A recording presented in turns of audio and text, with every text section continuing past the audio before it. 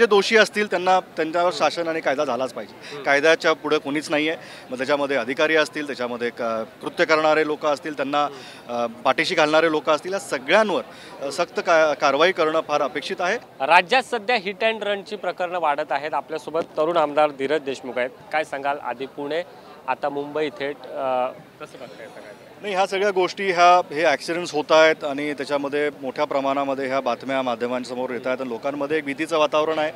पण कुठेतरी भूमिका पोलीस दलाची ह्याच्यामध्ये तत्परतेनं कारवाई करणं, आरोपींना पकडणं आणि त्याच्यावर शासन लगेच होणं हे फार महत्त्वाचं आहे। समाजामध्ये ह्या सगळ्या गोष्टींवर सरकार आपल्या पद्धतीनं काम करतं आहे, पोलीस दल आपल्या पद्धतीनं काम करतं आहे। एका काळी आपण स्कॉटलंड यार्डची मुंबई पोलिसाची तुलना करत होतो की इथं कायदा सुव्यवस्था किती चांगली आहे आणि जग पातळीवर आपलं पोलीस दल हे फेमस होतं। त्याच पद्धतीनं आमची अपेक्षा आहे की पोलीस दलांनी काम करावं, आरोपींना बेड्या ठोकाव्यात आणि त्यांच्यावर शासन किंवा कोर्टामध्ये देखील जो काही खटला त्यांच्यावर चालवतो त्यांना शिक्षा झाली पाहिजे। समाज हे बघते की असे प्रकरणं झाल्यानंतर धनरानग्या लोकांची मुलं किंवा नातेवाईक जर असं काहीतरी कृत्य करून जर सुटत असतील आणि त्यांच्यावर कारवाई जर होणार नसेल, ते बेड्या त्यांना ठोकल्या गेल्या नसतील, कुठेतरी सरकारवर ती जबाबदारी आहे की त्यांना आता शासन करून कोर्टाच्या माध्यमातून जास्तीत जास्त शिक्षा त्यांना कशी होईल ही भूमिका सरकारनं करून समाजाला समाधानी केलं पाहिजे। माजी गृहमंत्री अनिल देशमुख यांनी म्हणालेत की पोलीसच याला कुठेतरी जबाबदार आहेत, कारण आरोपीला वाचवण्याचा प्रयत्न आहे। 60 तास उलटून गेल्यानंतर आरोपीला पकडलं जात आहे, त्यामुळे त्याच्या बॉडीमध्ये अल्कोहोलचं प्रमाण सापडलं। मी तेच म्हणलं की कुठेतरी महाराष्ट्र पोलीस आणि मुंबई पोलीसचा जो एक दर्जा होता तो अलीकडच्या काळामध्ये कुठेतरी खालवलेल्यासारखा वाटतो आणि कुणाच्या दडपणाखाली किंवा कुणाच्या इन्फ्लुएन्सखाली पोलीस दल आज सध्या कार्यरत असेल ह्याच्यावरही संशय येतो। समाजामध्ये एक संभ्रम निर्माण होतोय आणि कुठेतरी ह्याच्यामध्ये जर कारवाई त्यांनी नीटपणे आणि फास्ट ट्रॅक आणि जलद गतीने केली तर कुठेतरी त्याच्यामध्ये समाजाला जी काही शंका निर्माण झालेली आहे किंवा विरोधकांनी जी काही विषय केले, जे दोषी असतील त्यांना त्यांच्यावर शासन आणि कायदा झालाच पाहिजे। कायद्याच्या पुढे कोणीच नाही आहे। मग त्याच्यामध्ये अधिकारी असतील, त्याच्यामध्ये कृत्य करणारे लोक असतील, त्यांना पाठीशी घालणारे लोक असतील, या सगळ्यांवर सक्त कारवाई करणं फार अपेक्षित आहे आणि सरकारने ह्याच्यावर आपलं धोरण निर्माण करावं। काल सर्वपक्षीय नेत्यांची आरक्षणाबाबत बैठक बोलावली होती, मात्र विरोधकांनी बहिष्कार टाकला।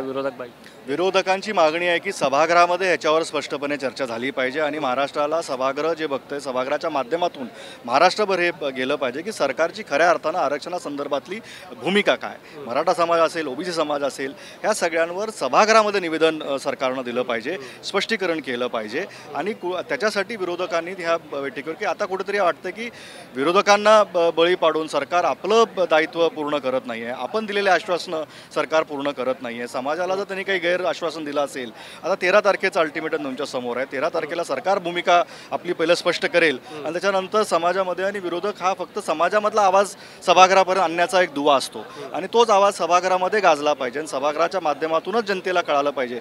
शेवटी आम्हाला लोकांनी सभागृहामध्ये पाठवलेलं आहे। बैठका कुठं व्हाव्यात का नाही होता सरकारचा निर्णय आहे, पण सभागृहामध्ये चर्चा झाली असेल, सभागृहामध्ये जर याच्यावर भाष्य करता आलं, निवेदन ठेवता आलं तर ते सरकारवर त्याचं दायित्व असतं आणि त्यासाठीच विरोधकांनी ती भूमिका घेतली की आपण सभागृहामध्ये चर्चा घडवा, आम्ही सभागृहामध्ये ह्या चर्चेला समर्थन करू किंवा चर्चा करू आणि विषय समाजाचे सोडू। शेवटचा प्रश्न, मुख्यमंत्री लाडली योजना नुकतीच जाहीर झाली, महिलांना 1500 रुपये देण्यात येणार, तुम्ही देखील एक महत्त्वपूर्ण निर्णय घेतला आहे महिलांसाठी, नेमकं काय निर्णय? आम्ही लातूर जिल्हा मध्यवर्ती बँकेच्या माध्यमातून महिलांना निशुल्क आणि झिरो बॅलन्स अकाउंट उघडून देण्याचा एक निर्णय तिथं घेतला, कारण की बऱ्याच माध्यमातून आमच्या कानावर येत होतो आणि खालीही ग्रामीण भागामध्ये महिलांकडून ही ओरड व्हायची की बँक खातं उघडणं ही अट आहे आणि ती अट पूर्तता करण्यासाठी जी अडचण त्यांना निर्माण होते की बँकेच्या नॅशनलाइज बँका असतील, प्रायव्हेट बँका असतील, सगळीकडं ते नेटवर्क तेवढ्या मोठ्या प्रमाणात नसतं आणि त्यांना लागणारे पैसे म्हणा, ते कागदपत्र म्हणा, वेळ म्हणा, अटेन्शन म्हणा, ते दिलं जात नव्हतं आणि सरकारने एक टाईमलाईन दिलेला आहे की ह्या मुदतीच्या आतच जेवढे फॉर्म भरले जातील त्यांनाच तो लाभ मिळणार आहे। त्याच्यामुळे मोठ्या प्रमाणामध्ये आज ग्रामीण भागात पेरणीचे दिवस आहेत, शाळा उघडलेल्या आहेत, महिलांना हे सगळं काम करून सोडून बँकेच्या बाहेर, तलाठी कार्यालयाच्या बाहेर फॉर्म भरण्यासाठी जी काही अडचण होते आहे, कुठेतरी ही अडचण कमी करण्यासाठी लातूर जिल्हा मध्यवर्ती बँकेने सामाजिक बांधिलकी म्हणून एक आमचे नेते आदरणीय दिलीपराव देशमुख साहेब, अमित देशमुख साहेब, विलासराव देशमुख साहेबांच्या नेतृत्वाखाली चालणारी ही बँक असेल, तर एक सामाजिक बांधिलकी म्हणून आपण काय करू शकतो, आपल्या व्यवस्थेतून आपण आपल्या महिलांना, आपल्या भगिनींना हा आधार देऊ शकतो। आमचे कर्मचारी असतील, आमच्या बँकेमध्ये शाखा ओपन आहेत, त्या आम्ही शाखा जास्ती वेळ ओपन ठेवण्यासाठी आणि त्यांच्या वेळेनुसार ती गरजेनुसार त्यांना निशुल्क आणि झिरो बॅलन्स अकाउंट उघडून देण्याचा आमचा मानस, आम्ही ते एक छोटासा प्रयत्न पुढे केलेला आहे। खूप खूप धन्यवाद। धन्यवाद, थँक्यू। कॅमेरा पर्सन अरविंद वारगेसह सुशांत सावंत, एबीपी माझा, मुंबई. एबीपी माझा, उघडा डोळे बघा नीट.